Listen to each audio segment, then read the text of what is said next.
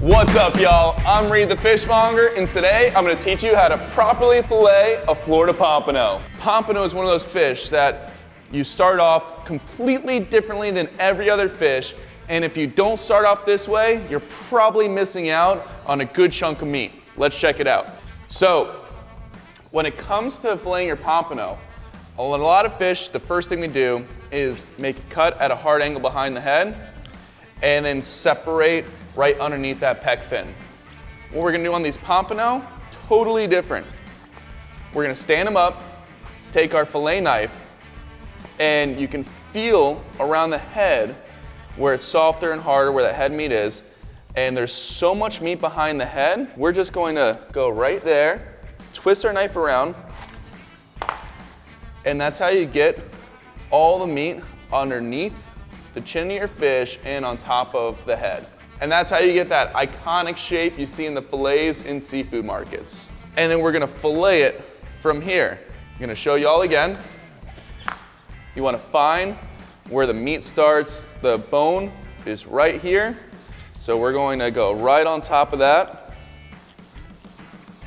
And then once you get behind the head right here, you'll feel bone. You can just give your knife a little twist. That'll break through it. Once you're underneath the pec fins, boom. That's how you guillotine your pompano. And if you're doing this at home, y'all, I highly recommend wearing a cut glove in this hand.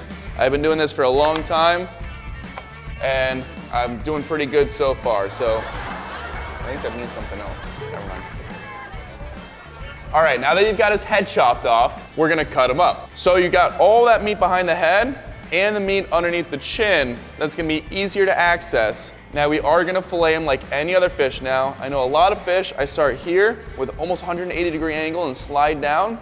Not on pompano. I'm gonna make a slight incision on top and pull down. Now we're gonna make sure our knife is resting on that skeleton.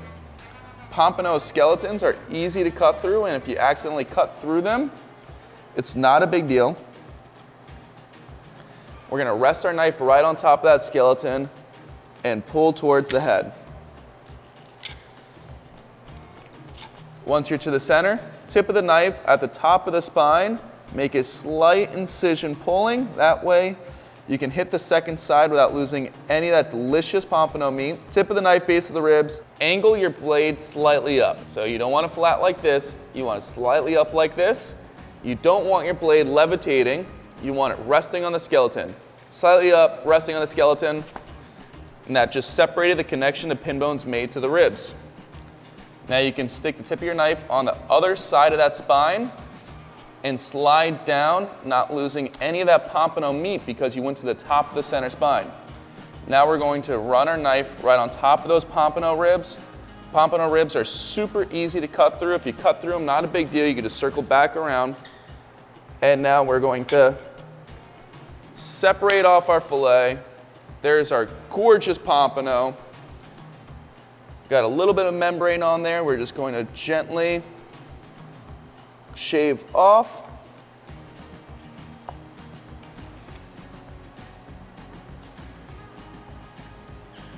And we got a little bit of bone fragment in there, not a big deal.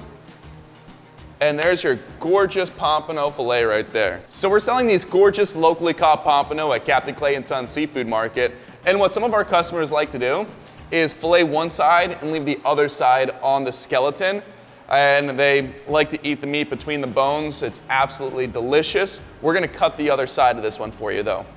Same deal, we're just gonna make a slight incision to get on top of the spine. Now that we did that, we can rest our knife right on top of the skeleton and work our way to the center. Once we get to the center, tip of the knife right at the top of that spine, slide on top. And now we want to, at a slight angle, go on top of those rib bones. Now we can hit the second side without losing any of that pompano meat. We're going to twist our fish around like this, slide down those ribs so you can get this full lift on your fillet. Stick your knife right there, boom. There's your second side of your pompano.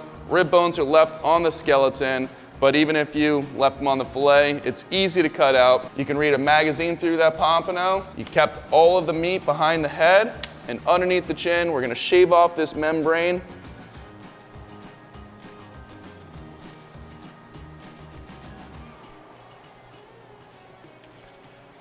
And that's how you get that classic shape to your pompano. These fish are absolutely delicious. They're a South Florida delicacy, and you don't want to miss out on any of that meat. Now, for any of you who follow my channel for my short form content, you probably just enjoy watching the fish get cut up, so let's fly through these real quick. All right.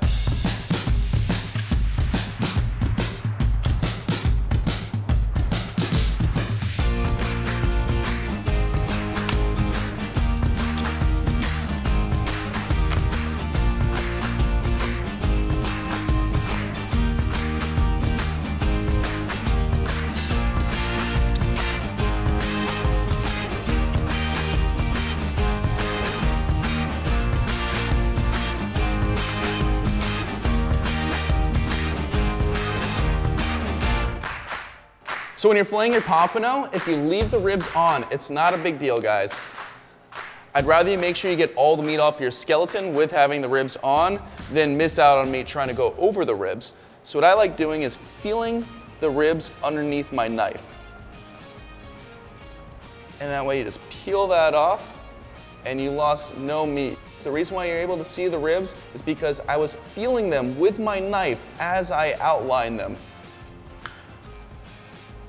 Now we just have a little bit of membrane left there to take off. And look at that. So even filleted, leaving the ribs on the fillet, you're able to circle back around and make the end product look like this. You guys, thank you so much for watching. I really appreciate you guys being here and hanging out with me. Hope you all have a killer day.